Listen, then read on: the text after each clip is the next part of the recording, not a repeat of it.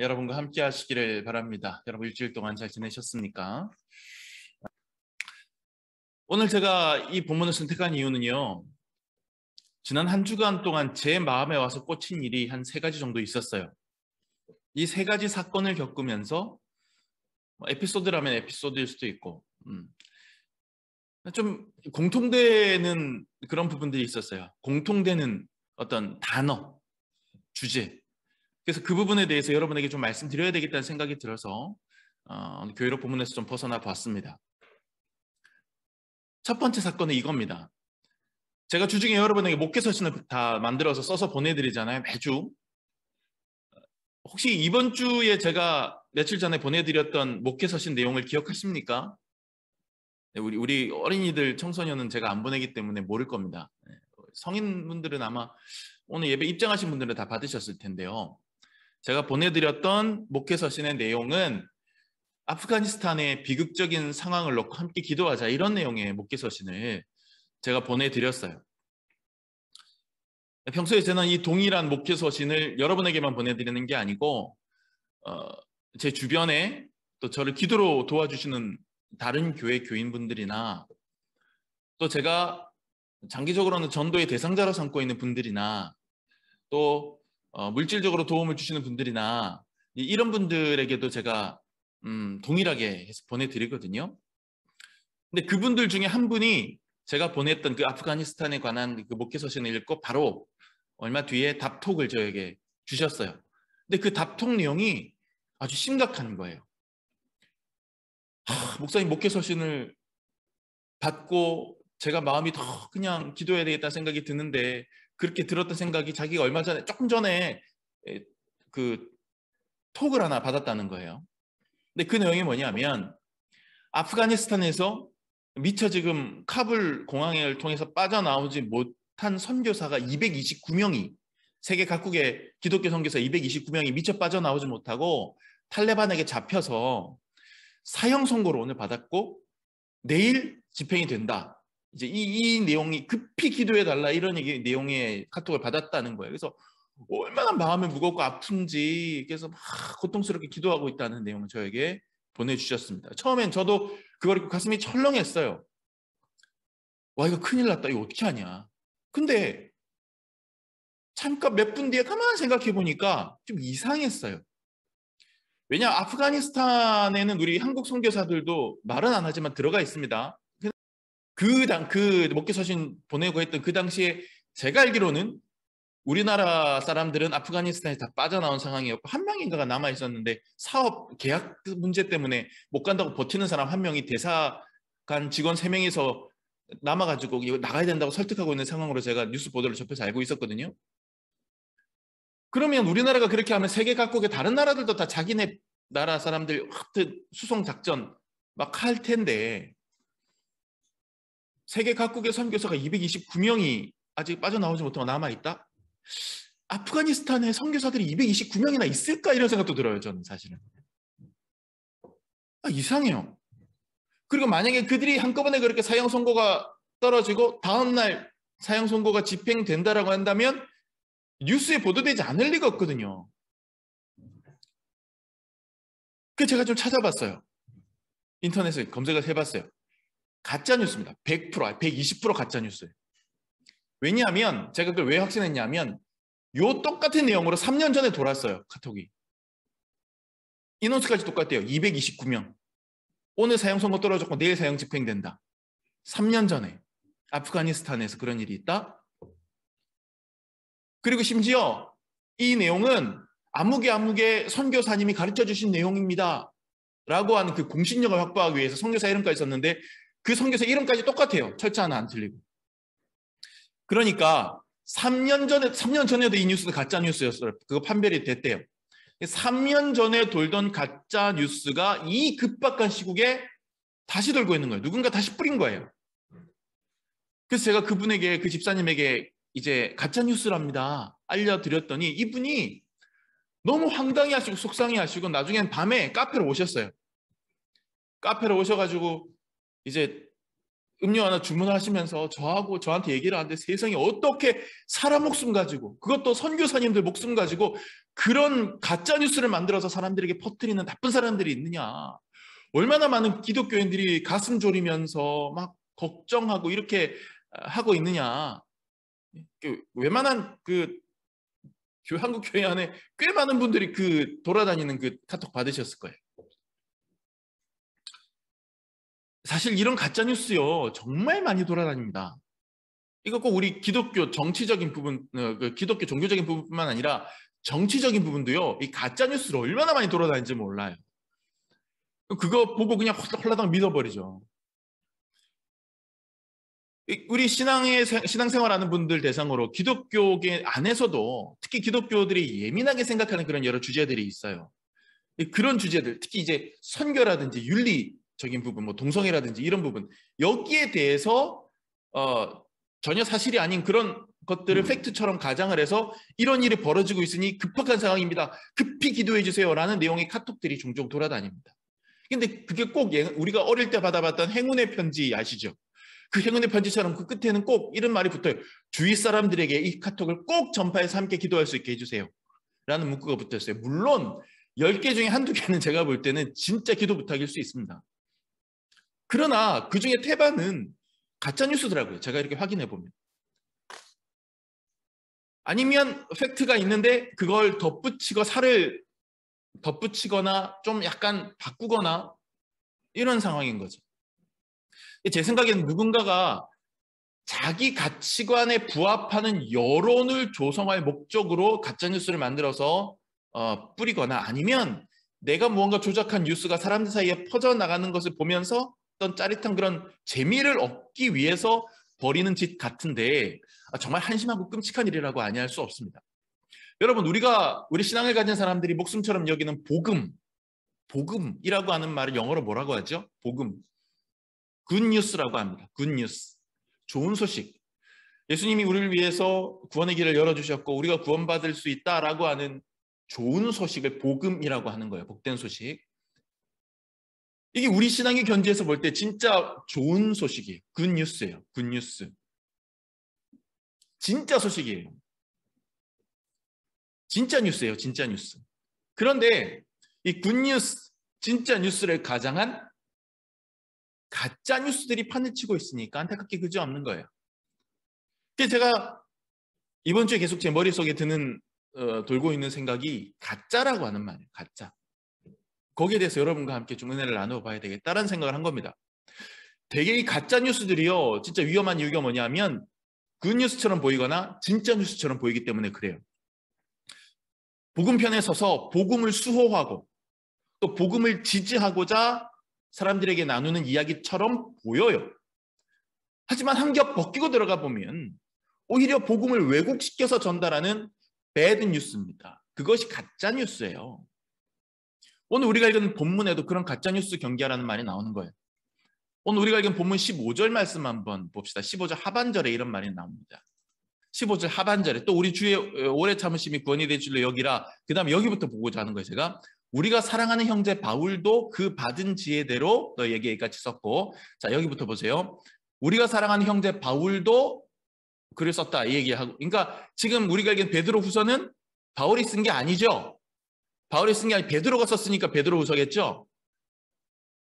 물론 이제 그 성경학자들에 따라서 베드로후서가 베드로의 이름을 빌린 다른 누군가의 작품이다라고 보는 학자들도 많이 있습니다. 또 실제로 이제 베드로 이름이 나오기 때문에 베드로가 썼다 이렇게 보는 보수적인 학자들도 있고요.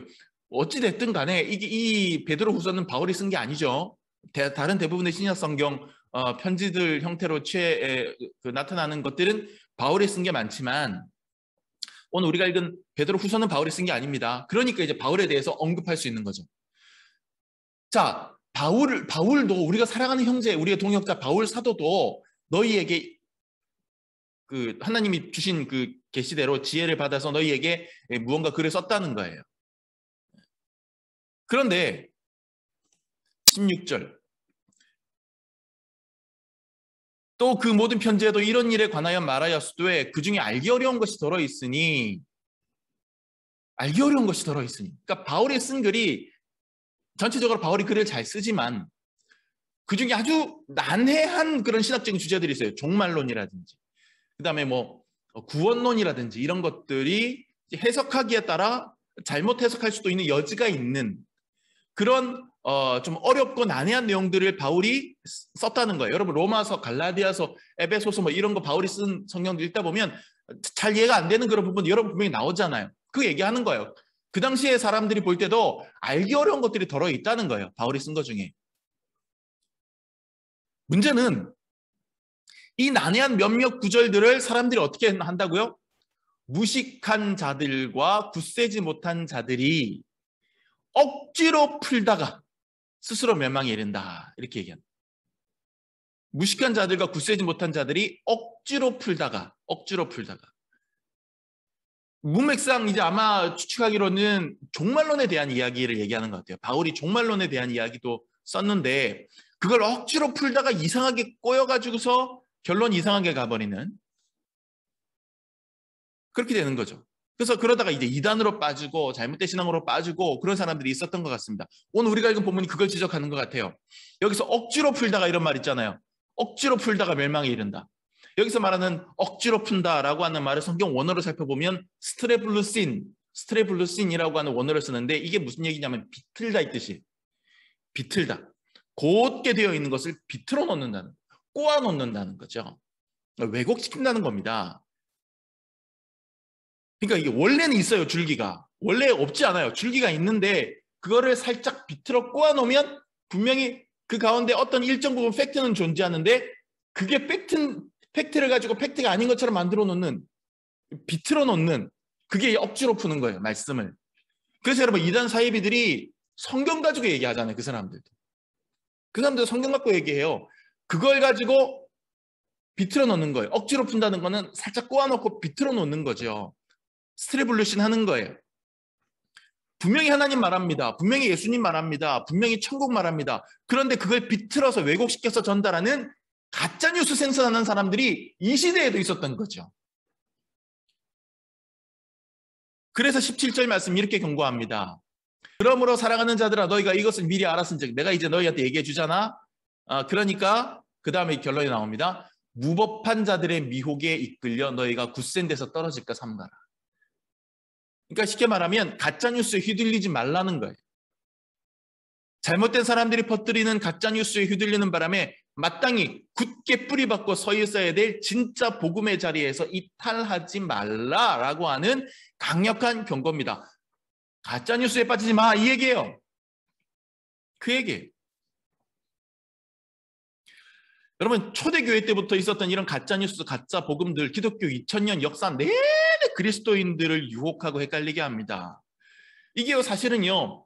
그 당시의 이단과 지금의 이단들은 단체도 다르고요. 교주도 다르고요. 교리도 겉으로 보면 다른 것 같지만 집중 공략하는 지점은 똑같아요. 집중 공략하는 내용은 다 똑같아요. 그거 약간씩 옷만 바꿔 입는 거예요.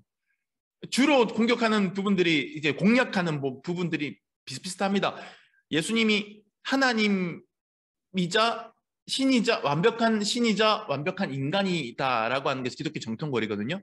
신이며 인간이다라고 하는 이런 아주 신비의 교리, 우리 머리로는 이해되지 않지만, 근데 그 중에 하나를 훼손시키는 거예요. 예수는 인간이긴 하지만 신은 아니다. 천사 정도는 될 수 있지. 뭐 이런 거. 예. 하나님의 오른팔 정도 되는 예언자, 이게 이슬람교나 아니면 여호와의 증인이나 예수님의 신성을 공격하는 사람들이에요. 예수님의 신성은 인정하는데 인성을 부인하는 사람들이 초기 기독교 영지주의자들 이런 사람들이에요. 예수님 실제로 인간의 몸을 입고 오지 않았다 이렇게 주장하는 사람들. 아니면 이제 종말론에 대한 부분들, 뭐 정말 뭐 세대주의 종말론, 날짜 예언하고 막 그러는 것들, 예. 좀 그런 부분들에 대한 이야기들이 주로 이제 공략되는 지점이에요. 그리고 내가 재림 예수다 이제 이런 것도 아주 흔해 빠진 네파토리고요.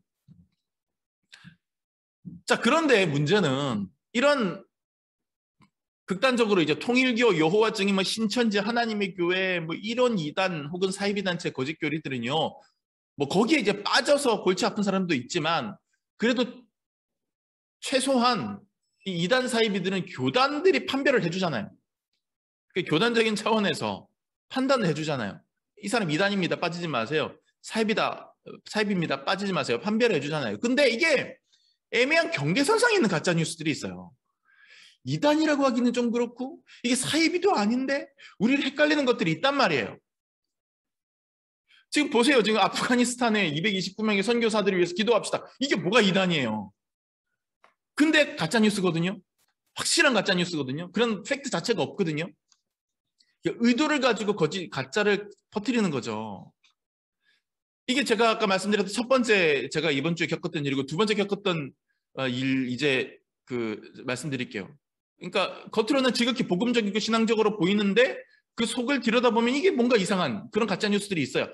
제가 지난 주간에 겪은 두 번째 황당한 사건은요. 여러분 대부분 알고 계시듯이 제가 꽤 오래전부터 제가 속해 있는 감리교단의 여름성경학교 공과를 집필하고 있잖아요. 어린이 여름성경학교 공과를. 저뿐만 아니라 집필 위원 몇 분들이 더 계십니다. 이분들이요. 1년 중에 절반은 모여요. 매주. 어떤 분은 충청도에서 올라오시고요. 어떤 분은 저기 남양주에서 오고요. 매주. 교통불면에도 여러분 장난이 아닙니다. 1년의 절반을 6개월을 매주 모여서 회의하고 집필하고 수정하고 그렇게 하는데 보수 겨우 몇십만 원 받아요. 돈 100만 원 안 받습니다. 차라리. 그것도 교통비에 조금 더 얹어주는 거예요. 이게 돈 때문에 하는 게 아니에요. 사명감으로 하는 겁니다. 이렇게 우리가 노력해서 만든 이 교재를 가지고 전국에 아니면 해외에 있는 우리 한국 감리교 교회에서 사용한다라고 하는 그런 뿌듯함, 그리고 이 시대의 어린이들을 섬긴다라고 하는 그런 뜨거움, 이런 거 가지고 사명감 가지고 다들 하시는 목사님, 전도사님들이세요. 음악 만드시는 분들도 그래요. 마찬가지예요. 음원 수익 기대하고 만들지 않아요. 진짜 사명감으로 합니다. 율동 만드시는 분이 있어요. 율동 만드는 율동위원들도 마찬가지예요. 이렇게 집필자들이 교재 쓰고 음악위원들이 노래 만들고 율동위원들이 율동 만들면 이거를 또 촬영해가지고서 영상으로 편집하시는 분이 있어요. 이거 외주 제작주면요. 이거 돈 엄청나게 들 겁니다. 제가 모르긴 해도 몇백 단위도 아닐걸요? 1000단위 넘어갈걸요? 근데 그거 한 두 분이서 합니다. 손목 터널 증후군 생겨가지고 여기에 이거 아대 끼고요. 하는 거예요.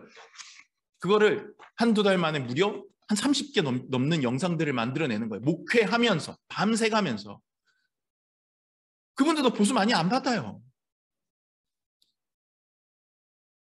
그렇게 영상 만들어 주시는 그 목사님이 우리 교회 주보도 디자인해 주시고 우리 교회 로고도 만들어 주시는 목사님이에요. 그런데 지난주 중에 제가 말씀드리기도 참 타 교단에 어느 목사라는 사람이 나중에 보니까 목사더라고요. 목사라는 양반이 자기 블로그와 유튜브에 올해 감리교 여름성경학교 영상물이 적그리스도를 찬양하는 사탄의 영상물로 나타났다. 이제 이렇게 글을 써서 올렸어요. 그 소식을 듣고 우리 집필진들이 다 분노했죠. 물론 이제 그분이 지금 노리는 건 주로 영상 쪽입니다만 내용이 아니라 집필. 그래도 웃긴 거죠. 내용을 봐야지 왜 영상. 그 양반 블로그를 찾아가서 들어가 봤어요. 와, 제가 예전부터 알고 있던 그런 음모론. 여러분 음모론 아시죠? 황당한 음모론들. 그 라인에 속해 있는 분이더라고요. 그 비판 내용이 얼마나 황당한지로 말할 수가 없습니다. 여러분 그 프리메이슨, 일루미나티 이런 얘기 들어보셨어요? 주로 미국 음모론이에요. 미국에 그런 음모론이 옛날부터 있었는데 이게 기독교의 극단적인 이슬람으로 치면 탈레반 같은 어떤 그런 신앙, 극단적인 보수적인 성을 가지고 있는 사람들하고 이게 만나면서 이상하게 이게 꼬였어요. 그러니까 이 세계에는 비밀 정부가 있다는 거예요. 그림자 정부, 일루미나티라고 하는 비밀 정부가 있어서 이 전 세계의 정치 지도자들, 경제, 그 다음에 문화 예술계에 종사하는 사람들을 대부분을 그 비밀 그림자 정부에서 장악하고 있고 자기들이 조종한다는 거죠. 그리고 이런 사람들은 알게 모르게 자기들의 조직의 정체성을 사람들에게 드러내고 그래서 마침내 그들은 이 땅을 그리스도가 아니라 적그리스도의 세상으로 만들기를 원하는 사탄의 집단이다라고 하는 것이 그들의 음모론이에요. 그래서 이들이 이 일루미나티라고 하는 비밀 집단이 자기의 정체성을 사람들에게 드러내기 위해서 쓰는 몇 가지 상징물들이 있다라고 이 사람들은 이 음모론자들을 주장하는 거예요. 그게 뭐냐면 이제 첫째는 요한계시록에 나오는 악마의 숫자 666. 그거는 이제 기독교에서 나오는 악마의 숫자인데 그거를 이 사람들을 병적으로 찾아내려고 눈에 불을 켜고 있어요. 이거 나타내면 일루미나티다. 그리고 이제 이방 신화, 고대 신화에 등장하는 호루스의 눈이라고 하는 이제 눈동자 무늬가 있어요. 그게 이제 미국 달러 지폐에 보면 뒤에 피라미드가 있고 피라미드 위에 눈동자가 하나 그려져 있는데 이게 일루미나티 상징이라는 거죠. 그래서 하여튼 눈동자만 나오면 이거는 사탄이라 그래요, 이 사람들. 이게 전시안이라고도 하고, 그리고 이제 이 피라미드가 사탄의 상징이라고 해서 피라미드 모양도 이 사람들이 이제 적그리스도라고 하고, 그리고 오각형, 악마를 상징하는 오각형도 악마를 상징한다고 그래요. 그래서 그거 하면 또 뭐 마귀다 이제 이렇게 얘기하는 것이거든요. 이 사람들이 저를 비롯해서 감리교 여름상교학교 교재가 일루미나티가 음모를 가지고 들어와서 의도적으로 만들어서 지금 어린이들에게 퍼뜨리는 거다, 이런 황당한 주장을 하는데 그 이유가 여러분 보여드릴게요. 제가 이게 그 그러니까 성경학교 율동 영상, 주제국 율동 영상 보고 이제 그 목사님이 영상을 만들면서 뒤에 이런저런 많은 뒷배경들을 예쁜 것들을 좀 갖다가 썼어요. 근데 이런 배경 한번 쑥 지나갔는데 이게 그 호루스의 눈이라는 거예요. 이 사람들은 사탄의 상징 눈이라는 거죠. 아니 솔직히 얘기해서 여러분 동그란 원이 다 적그리스도 눈이면 땡땡이 문 입은 옷은 사탄이게 그렇잖아요. 땡땡이 문 입고 다니는 옷은 다 사탄이에요. 근데 이런 거 있다고 뒷배경 이거 쑥 지나갔다고 이거는 적그리스도래요. 마귀래요. 그 다음에 또 뭔지 알아요? 이게 뭐냐면 밑에 가사 보세요. 언제 어디서나 내 곁에 함께 계시네. 이게 하나님 우리를 지켜봐 주신다 이런 뜻으로 만든 율동 안무예요. 이게 피라미드래요. 이 사람들은 이 동작을 보고 이게 피라미드래요. 악마를 나타내는 피라미드를 상징하는 거래요. 이게 와 세상에 머리도 좋지. 그다음에 여러분 이게 제일 황당합니다. 보세요. 가사 밑에 보세요. 성령님과 함께 Yes we can. 오케이 이거예요. Yes we can. 근데 이 사람들 뭐라는지 알아요? 이 모양이 6이래요. 6. 이 손 모양이 요게 6이래요. 6. 근데 6이 오케이가 하나 둘 셋 손가락 3개 폈죠. 666이래요. 이게 666을 표시하는 거래요. 이게 와 참 이게 이 사람들 일상생활은 제대로 할 수 있나 싶기도 해요. 어디를 가나 뭘 하나 이런 거 보면 다 이거 사탄이다. 이거 적그리스도다. 이럴 거 아니에요. 그런데 여러분 제가 정말 놀란 거는 이런 주장하는 사람이 있을 수 있어요. 문제는 그 밑에 달린 댓글들. 이거 큰일 났다. 어쩌면 좋냐. 오늘도 저는 이 악한 세력과의 싸움을 위해서 간절하게 하나님께 기도합니다. 아멘. 막 이렇게 하고 이런 일들을 밝혀내 주시는 목사님의 선한 싸움을 위하여 제가 응원하겠습니다. 이런 댓글들이 쫙 달리는데 너무 놀란 거예요. 저는 그 사람보다 그 밑에 달린 댓글들 보고 더 기함을 했어요. 놀랐어요. 심지어 그 블로그에 하루 방문자가 8,000명. 졸지에 집필자들이 사탄이 돼버렸어요. 지금 이 영상 만드신 목사님 상처 얼마나 큰지 몰라요. 이 율동 안무 짠 전도사님들이 너무 상심이 큰 거죠. 제가 보면서 마음이 아파요. 이 가짜뉴스에 뜨거운 마음으로 댓글을 다는 그분들 모두 다 이게 진짜인 줄로만 압니다. 근데 이게 뭐예요? 억지로 풀다가 스스로 멸망에 이르게 생긴 거예요. 지금 무법한 자들의 미혹에 끌려서 굳센 데서 떨어지게 생긴 거죠. 예전부터 여러분 이쪽 사람들이 제가 좀 서비스로 여러분께 더 말씀드리면 제가 하도 이 사람들 주장이 황당해서 예전부터 저는 좀 이거 읽어보고 공부하고 했었어요. 저는 개인적으로. 그러면서 야 이거 어떻게 하냐. 이런 데 빠진 사람도 어떻게 하면 좋냐. 근데 부류가 여러 가지거든요. 이쪽 라인에 있는 사람들도. 얼마나 황당한지 아세요? 이 십자가에 부활절이나 이럴 때 보면 하얀 천을 거는 게 교회 전통입니다. 보통 천을 거면 어떻게 걸어요? 요렇게 걸어요. 요렇게 걸쳐서 요렇게 걸어놔요. 그게 누가나 이렇게 걸으라 그러면 아니 상관없어요. 꼭 그렇게 정해져 있는 거 아니에요. 옆에만 이렇게 걸어놔도 돼요. 근데 보통은 양쪽을 걸쳐놔요. 요렇게. 근데 그 사람들 그걸 뭐라고 해석하는지 아십니까? 영어 M자를 상징하는 마리아 숭배 사상이라고 얘기해요. 저는 좀 병 같아요. 그 사람들. 천을 이렇게 걸어놓으면 그게 마리아를 상징하는 마리아 숭배 사상이래요. 우리 교회 유금의 권사님, 정인장 권사님, 그러면은요, 교회 장식 전문가들이신데 십자가에 그거 안 걸어보셨어요? 걸어보셨잖아요. 마리아 숭배하십니까? 너무 답답한 거죠. 심지어 요즘은요, 제일 최첨단의 음모론은 뭔지 아세요? 코로나19 백신 거부하는 겁니다. 코로나19 백신 왜 거부하는지 아세요? 코로나19 백신에 다른 백신과는 다른 어떤 그 새로운 기술이 적용이 됐어요. 뭔가 이제 그 나중에 보면 색깔로 이렇게 그런 부분들이 이제 나타나는 그런 건데, 그 특이한 기술의 특허 번호 중에 육자가 3개가 들어간대요. 특허 번호가 쫙 넘버가 나올 거 아니에요. 그 중에 육자가 3개가 있대요. 그래서 그거는 사탄의, 그래서 코로나19 백신을 맞으면 나중에 이제 666을 머리와 손에 맞고 짐승의 표를 받는 게 되는 거다. 이렇게 주장하는 거죠. 너무 가슴이 아프게도 이거는요, 신앙생활 열심히 안 하는 사람은 빠지지 않아요. 이런 주장에. 신앙생활 열심히 하고 교회 열심히 다니시고 내가 어떻게든 순수하고 순결한 주님의 신부로 살고자 하는 사람들이 이런 데 빠지는 거예요. 이런 비틀어지고 왜곡된 뉴스에 반응을 하는 거죠. 이게 안타까운 거예요. 이런 가짜 뉴스에 열심히 있는 사람들이.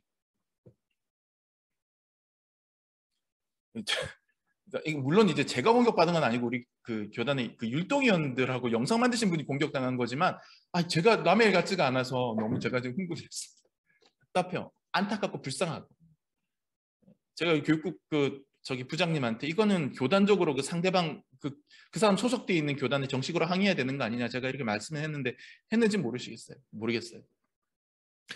자, 마지막 3번째 제가 이번 주에 좀 마음속으로 겪었던 사건은 아프가니스탄 사태입니다. 여러분 잘 아시다시피 이 탈레반이라고 하는 조직이 정권을 찬탈했죠. 탈레반이 어떤 조직입니까? 단순히 그냥 무장 독립 세력입니까? 우리나라 옛날에 대한민국 임시정부, 광복군 이런 것처럼 그냥 무장 독립 투쟁하는 그런 사람들이에요? 아니에요. 이 사람들 광신적인 율법주의자들이에요.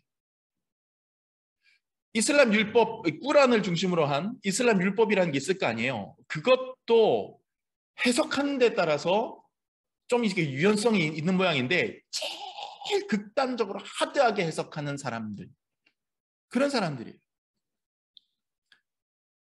그래서 이 이슬람 법이 모하메드의 어록도 있고, 그다음에 꾸란이라고 하는 경전도 있고, 이런 몇 가지 가지고서 이것들을 해석한 법전이 또 따로 있대요.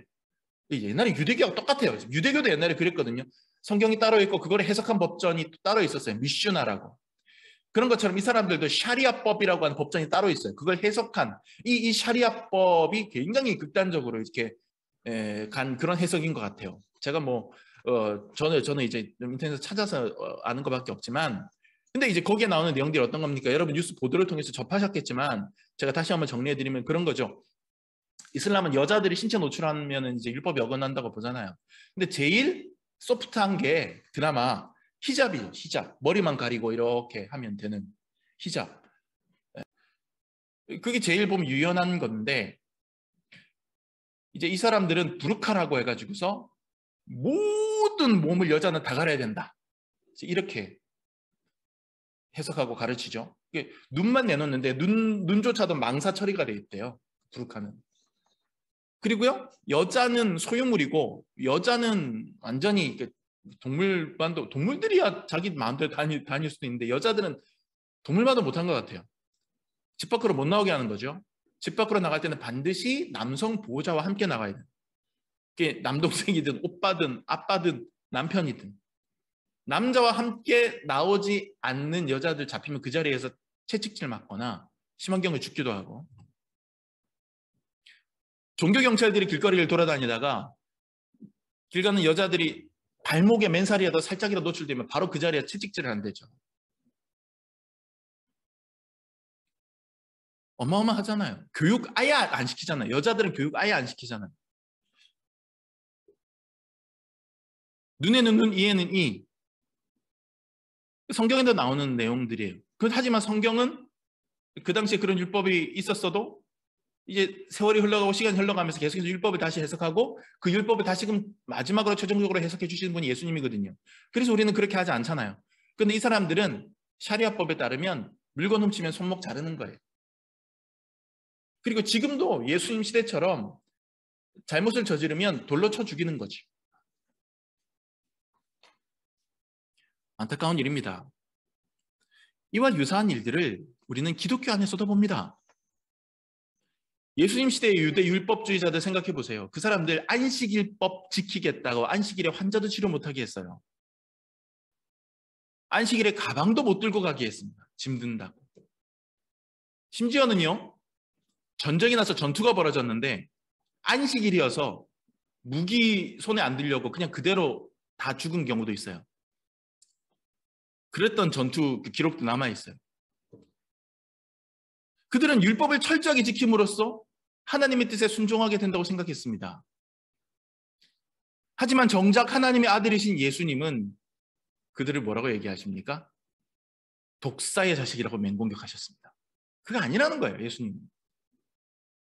율법은 아름답고 선한 것이지만 율법주의는 독이다, 이렇게 말씀하시는 거죠.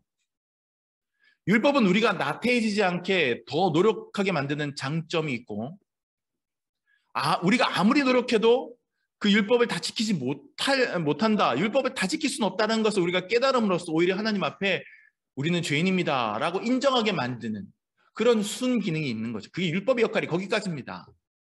율법의 역할은 거기까지예요. 그러니까 사도 바울이 그거죠. 율법은 우리를 최종적인 단계 전까지 데려가주는 역할에 불과하다. 이렇게 얘기하는 거죠.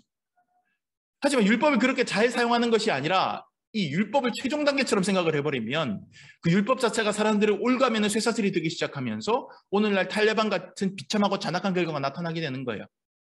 그게 이슬람교에서 나타나니까 탈레반이 되는 거고 알카에다가 되는 건데, 기독교에서 나타나게 되면 이것도 역시 굉장히 폭력적이고 또 굉장히 위험한 그런 양상을 띠게 됩니다. 중세 마녀 사냥을 보세요. 중세 마녀 사냥, 그 기독교가 신앙의 이름으로 저지른 범죄거든요. 하나님을 사랑해라, 이웃을 사랑해라, 그렇게 하기 위해서는 이런 식으로 한번 노력해봐라 하고 준 지침이 율법이에요. 그런데 그 율법 지침 하나하나 세부 조항을 지키느라고 오히려 하나님의 마음을 아프게 하고 이웃을 고통스럽게 만든다? 하나님 사랑하고 이웃을 사랑하라고 준 율법을 가지고 하나님 마음을 아프게 하고 이웃을 고통스럽게 만든다? 그러면 뭐가 돼요? 그게 가짜 율법이 되는 거예요. 왜곡된 율법이 되는 거죠. 제가 몇 번 얘기했잖아요. 미국에 실제로 있었던 일, 세족식 하는데 오른발부터 먼저 씻어줄 것이냐 왼발부터 먼저 씻어줄 거냐 가지고 싸웠다니까요. 교회가. 그래서 교회가 갈라졌어요. 그리고 이 교회 이름을 뭐라고 지었다고요? 오른발 교회라고 지었어요. 진짜로 있었던 일이에요. 옛날에.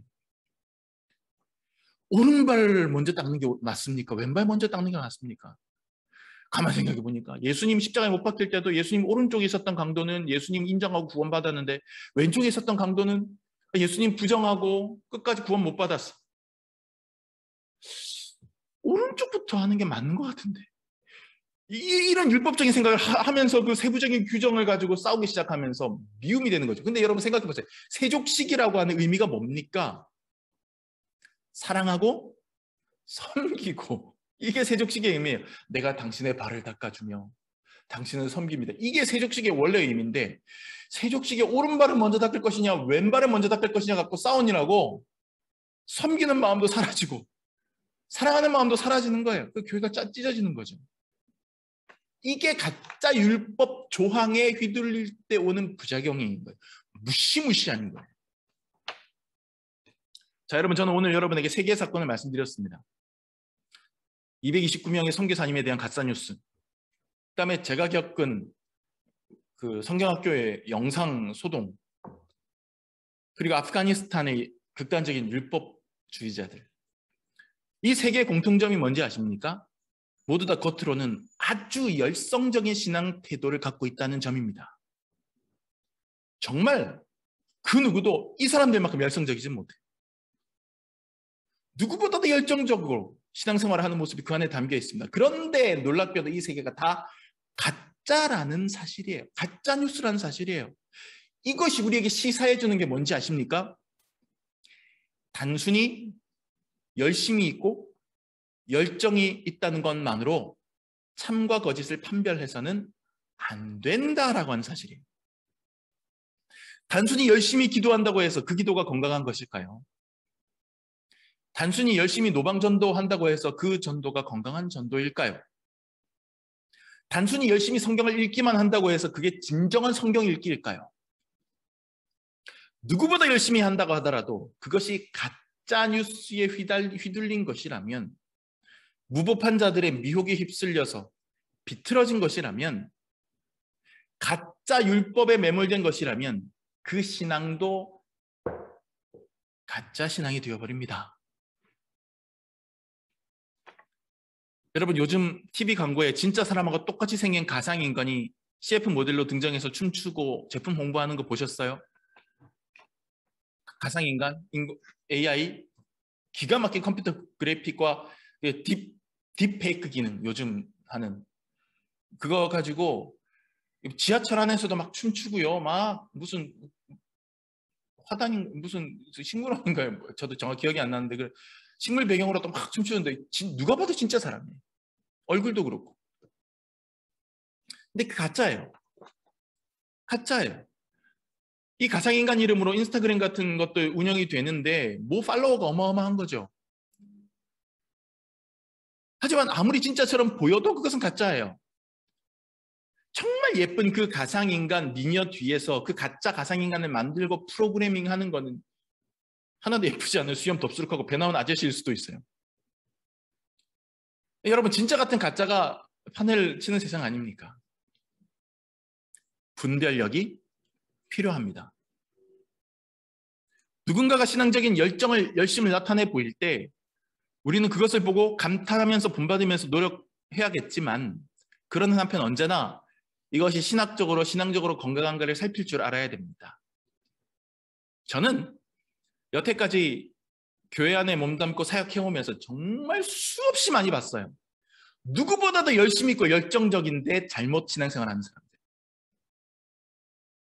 가짜가 진짜처럼 설치는 세상 속에서 단순히 뜨겁다고, 단순히 열정적이라고 해서 고개를 끄덕여 버리면 안 됩니다. 이 혼탁한 세대에 가짜뉴스에 휘둘리지 않는 저와 여러분이 되시기를 바랍니다.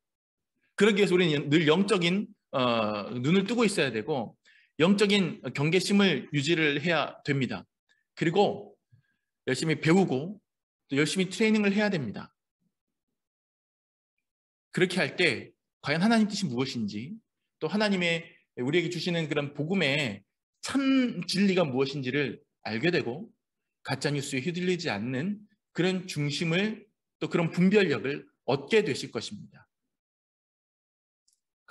모쪼록 가짜뉴스에 휘둘리지 않고 진짜 복음, 참 굿뉴스에 온전히 꼭 붙어 있을 수 있는 저와 여러분 되시기를 예수님의 이름으로 축복합니다. 기도하겠습니다.